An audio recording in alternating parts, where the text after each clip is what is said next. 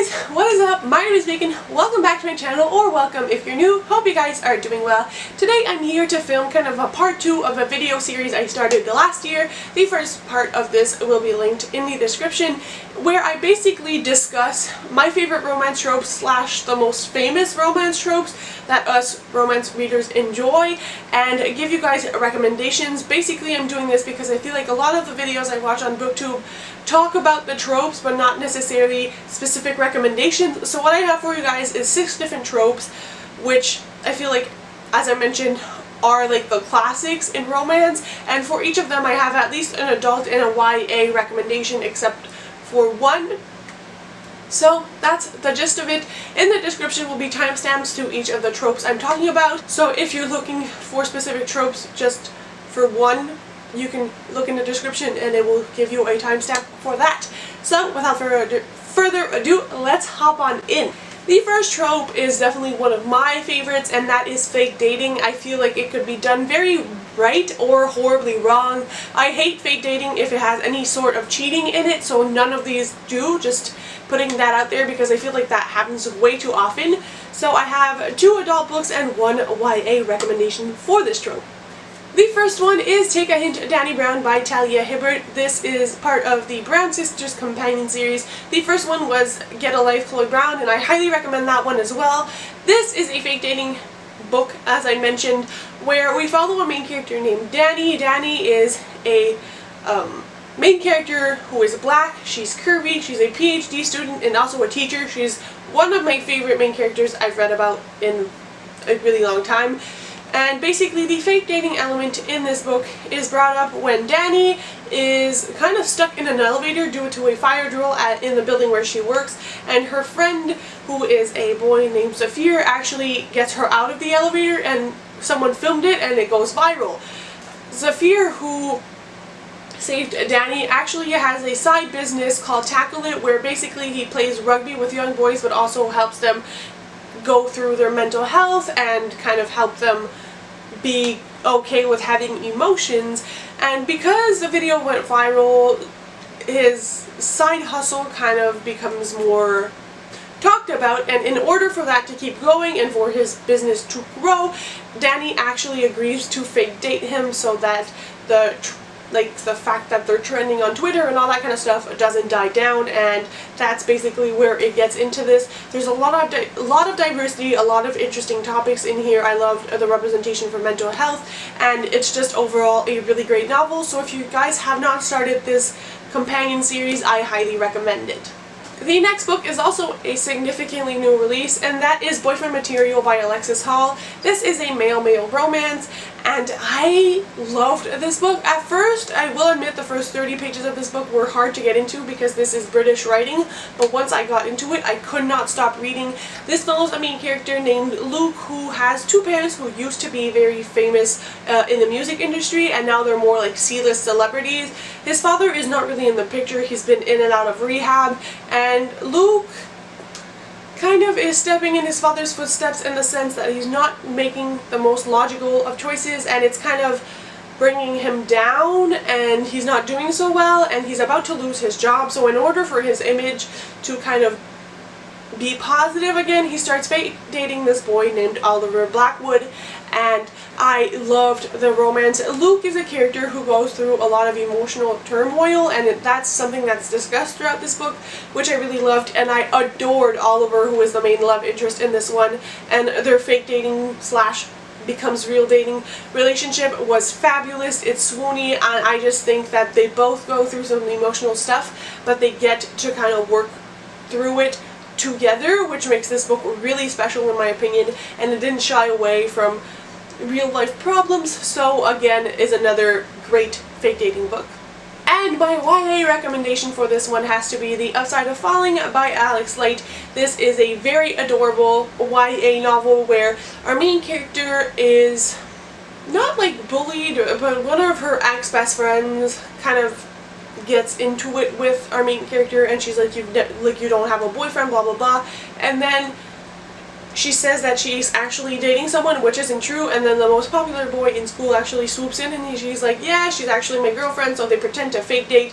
They both get something out of it, which I'm not going to spoil because this is a short book, but I loved it. I love the boy main character. It's kind of like a friendship slash relationship, and I just love the pacing of this book.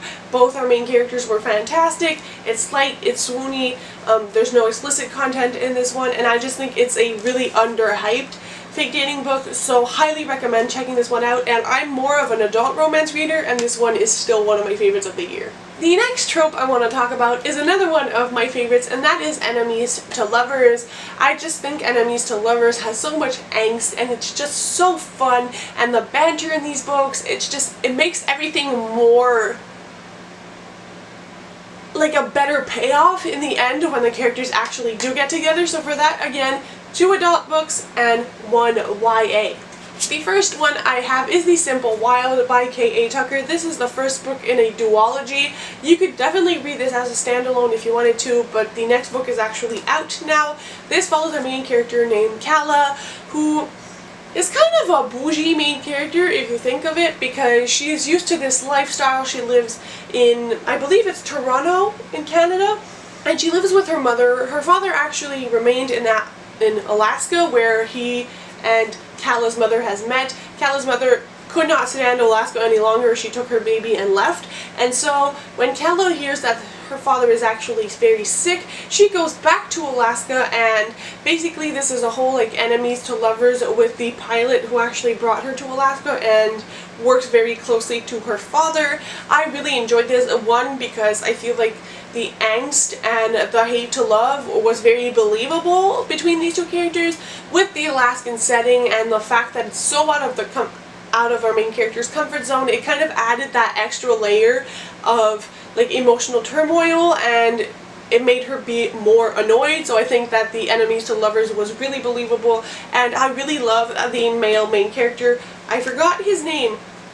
Jana, I believe, is the main character's, like the male main interest name.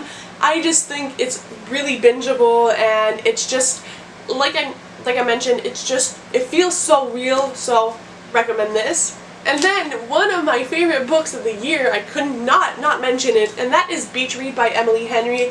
This follows a main character named January, who for some reasons I don't really want to discuss, except for the fact that I'm going to tell you it has to do with her father's death, has to go to this cottage and empty it out and try to sell it. She is also a writer, and the real premise of this book is that when she's in this cottage, she reconnects with an old college rival who was also a writer named Augustus. He's actually living in the kind of like cottage shelter home beside it, and obviously our main character kind of hated it because everything she did, he would like one-up her. She was in the New York Times bestseller list, he was above her, and it's just kind of like a college rivalry that never went away.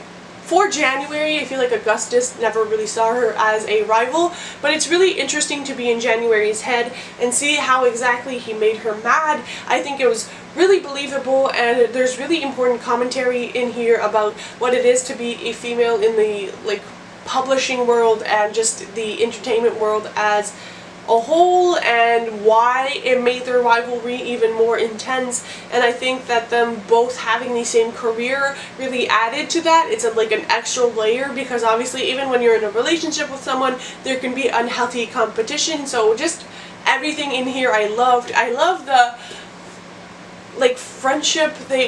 It's kind of like enemies to friends to lovers in this book, and I really adored all the steps they took to become a unit, and I just think the writing in here is fantastic. You will fall in love with the characters. I also loved that they were writers. I think that's always a fun element. So yes, read this. And then for my YA, I feel like I had to mention Casey West, because I always do, and for that I'm going to recommend Maybe This Time by Casey West. This is kind of a light enemies to lovers, but it's still there, and it's still what keeps the plot moving. In this, we follow a main character who is actually working in this flower shop, and so she has to pretty much attend all the events in her town.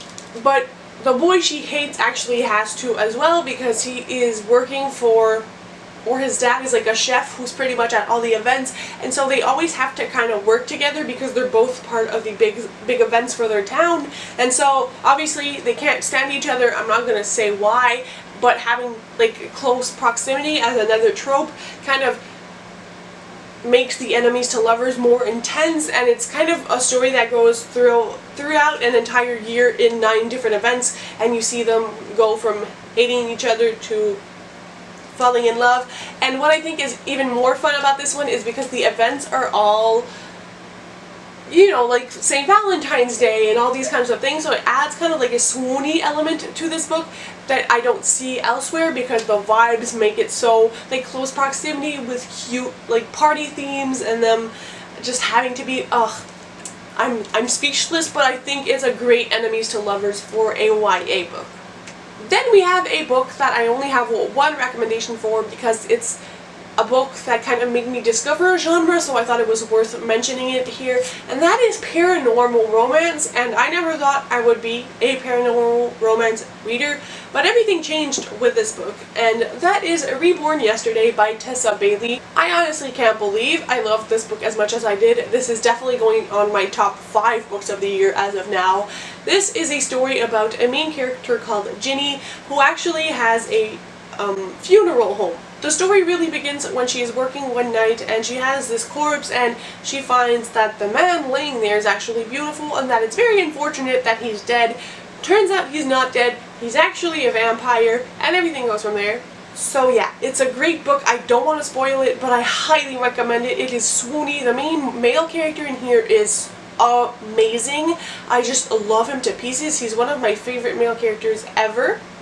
And I think I will be making a separate review for this, but obviously I can't compare it to many other books, but this is a great introduction to the genre, and I recommend this. The next trope I have is second chance romance slash main characters who are trying to save their marriage. It's very specific, but I feel like they go together. So I have, again, 2 adult books and 1 YA. My first adult book is actually the Bromance Book Club by Lisa K. Adams, which is the first in a companion novel series. Haven't read the rest, and I don't know if they're any good, but this one is very, very good. This follows a main character named Gavin, and basically he is getting divorced with his wife. We open up the book by him being drunk and crying over the fact, and so his friends actually enroll him in a romance book club where they read romance books and take tips from there to actually save their marriages. And so we follow Gavin when he's trying to rekindle his relationship with his soon-to-be ex-wife. And I really loved the story in here because it's very interesting to see how different a dynamic is when you're actually still married and they have children, so there's children involved in here, and it's just realizing your mistakes in your relationship and stopping to take things for granted. And I just loved the main male character in here. He's very sweet, and everything he does to save his relationship is very interesting. This is also interesting because he's actually a famous baseball player, and so all his friends are like other baseball players or other famous people, and I think it adds another layer, and it's just the book club element in here as well is so fun, so I highly recommend this one. Then we have one that's a little bit controversial. Some people love it, some people hate it. I loved it, so just beware. And that is You Deserve Each Other by Sarah Hoggle. This is a lovers to enemies to lovers, again, because they're not actually married yet, but this follows a main character called Naomi, and she is engaged to this man, and she actually doesn't really love him anymore, but she doesn't want to break off the engagement because she doesn't have the money to pay what she would have to for everything that has already been paid for their wedding, and so she plans to basically make him hate her, and it's kind of her pulling pranks on him and him having discussions with her about their relationship. And because of all the fighting and the bickering, they actually get to spend more time together and they fall back in love. I have never seen a book with a premise like this, and I just think it was so fun, and the conversations in here were very valuable about how sometimes as individuals we grow apart in a relationship, because obviously we grow together in a unit, but we also grow differently, and sometimes that causes confusion and chaos in a relationship. So there's so many topics in here that are talked about that I've never seen before, and that's why I love it so much, and I feel like the banter in this was absolutely hilarious. So some people are like, I don't understand, this is a really toxic relationship, but I do want to mention that it is really discussed in here that what they were doing was toxic, so I recommend. And for my YA, this is really more of a second chance romance, and that is Meet the Sky by McCall Hoyle. I feel like I talk about McCall Hoyle in all my recommendations videos, but whether that be underhyped or all of that. She has 2 books out and I have to talk about them anytime I can. This is a second chance romance because our main characters kind of have history together and it didn't end well, and then a few years later they are stuck working together to save their lives during a hurricane. That's all I want to say about this one, because I don't want to spoil anything, but I just think that it is an incredible book. Just the discussions of the natural disasters on its own would be incredible, but the fact that our main character kind of has resentment towards this boy that she's stuck with, but she still has to try to work with him because the circumstances are less than favorable, and I loved the communication in here and how they kind of end up working out their differences and kind of working out the situation that has happened. I think it's a very healthy portrayal of a second chance romance, because not all of them are. So yes, read McCall Hoyle, this book, or The Thing with Feathers. I don't care, whatever you pick up, but she is definitely an underrated author, and I think that her friendships and romantic relationships are always really fun to read about. We then have my favorite trope, and that is the someone is famous trope, whether that be like one of them is a celebrity and the other one is a regular person, whether that be royalty, whether that be like a TV star, whatever it is, I'm in it, I'm loving it. So again, I think I have 2 adult recommendations and 1 YA. The first one is actually One to Watch by Kate Stayman London. This has been talked about a lot on BookTube. It follows a main character who is a plus-size blogger, and she watches this show called Main Squeeze. At the finale of one of the seasons, she actually complains on Twitter for the lack of diversity, whether that be ethnic diversity or body type diversity. And so after the producer of the show was fired and a new one kind of replaces the old producer, our main character is asked if she wants to be the next Main Squeeze, essentially if she wants to be the next Bachelorette, and it's her finding love. The show in the book starts with 25 contestants and then it drops and it's her finding a romance. Obviously she is very well known and it is on TV, so it really does fit that trope, and I think that it's such an interesting book. There's so many more important topics in there, but it's also just really fun. I love the trope in here of her being like a well-known blogger and her having her shot like at a TV show and a shot at finding love. I highly recommend. There's discussions of diversity, fat phobia, and also trigger warnings for fat phobia if it's something that can be harmful to you. But I just loved the setting. There's traveling, there's talk about like being self-conscious and making your life kind of what you want it and not trying to disappear in everybody's shadows. I cried when I read this book, so read it please. Another excellent book is Party of Two by Jasmine Gilroy, and this one is a little bit of a stretch, but I did want to include it. This is basically that trope where one of the main characters, who is named Maxwell, is actually a part of the Californian Senate, and the trope really enters because he is a white middle-aged man and our main character is actually a almost like 40-year-old black woman, and obviously black women, I can't believe I'm still saying this, but even in our day and age are not respected because of their racial identity, and that's a whole topic for another time. But this book really delves into this when it becomes like an issue, because at first their relationship is a secret, but then obviously they don't want to spend their whole life hiding, and so it's them navigating the politics of a white man in the Senate dealing with dating a black woman. That's where the trope kind of enters, but really it follows the story of Olivia, who is a lawyer and she used to work in New York. She moves back to Los Angeles to open her own firm, and she meets Max, who is Maxwell, in kind of unusual circumstances that are very adorable. There's kind of a meet cute in there, and I love this book, and I feel like it's a different kind of book, but it definitely works for this trope. So if you like someone who's famous and want something that's more of a mature read, not like I'm a 19-year-old pop star, this could definitely do the trick. And my YA recommendation has to be Bookish and the Beast by Ashley Poston, or any of the books in the Once Upon a Con series. There are 3 of them out: Geekerilla, Princess and the Fangirl, and Bookish and the Beast. This, however, is the newest installment, so I thought I would mention this one. These are also fairy tale retellings, this one obviously being Beauty and the Beast, but the element in here of the famous person is because all of the main characters interact with actors in this show called Starfield.